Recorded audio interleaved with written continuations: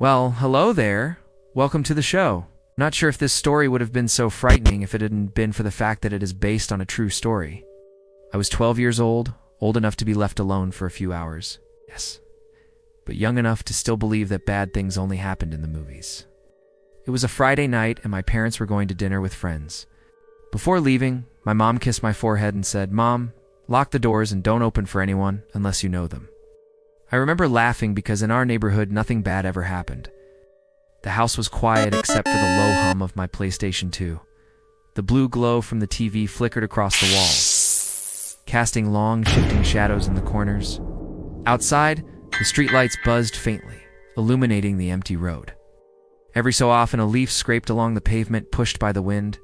I played Nightfire for hours. My concentration was broken only by the sound of my stomach growling.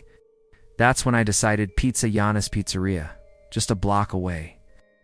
I dialed their number. My voice was cheerful as I placed the order. "Large cheese, please." 15 minutes later, the doorbell rang.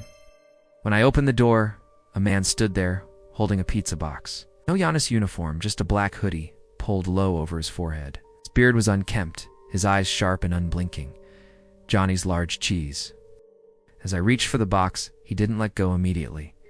His eyes flicked past me, scanning the hallway, the stairs. Then he asked, soft, deliberate, "You home alone tonight?" The question hit me like ice water. I forced a quick lie. "No, my parents are upstairs." He smirked, barely noticeable, then handed over the pizza and walked away without another word. I closed the door fast, turning the lock twice. My chest felt tight. It was almost midnight when the doorbell rang again. I hadn't ordered anything else. Parents still weren't home. I crept toward the front door. The porch light was off. In the faint glow from the street lamp, I could see the silhouette of someone standing very still. Then came the voice, low, almost rehearsed. "Please, I need help." The way he said it, it didn't sound desperate. It sounded calculated. I stepped back, heart pounding. Then I heard it metal rattling at the back of the house. Turned toward the sliding glass door. Mamana, through the curtain, I could see the shadow of a man moving slowly, deliberately, his hands testing the handle. The knocking came next, slow, measured, each one sending a shock through my bones. I grabbed the landline phone with trembling hands and called my mom. No answer, I called my dad. Straight to voicemail. The knocking at the back door grew louder. I crawled into the pantry, closing the door behind me. The smell of spices and cereal boxes surrounded me. As I pressed my back to the wall, covering my mouth to silence my breathing. Then footsteps inside the house. The creak of the floorboards was slow, deliberate. Whoever it was, they were moving through the kitchen toward the living room. I could hear the faint rustle of clothing, the soft drag of shoes against the wood floor. They stopped, right outside the pantry door. For a moment I thought I heard breathing on the other side. Then the sound of something metal tapping against the doorframe. A key? A knife? In the distant sirens, the footsteps retreated. When the police knocked, I stayed in the pantry until I heard my name. 2 officers swept through the house, checking every lock, every window.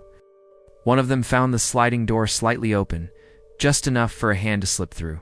"You're lucky you called when you did. There have been reports of someone pretending to be a delivery driver. They look for kids home alone." I didn't sleep that night. I didn't touch the leftover pizza. For weeks, every sound, a creak in the floor, the hum of the fridge, made my skin crawl. And even now, years later, when someone knocks at my door after dark, I remember that night and I don't answer. Now here's a bonus scary story for you.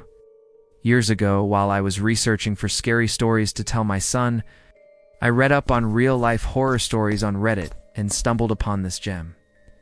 I couldn't resist reading it aloud to my kiddo. Then I had second thoughts. Was it okay to expose him to such terror? Would he be able to sleep afterwards? What do you think? Should I stop traumatizing my son early?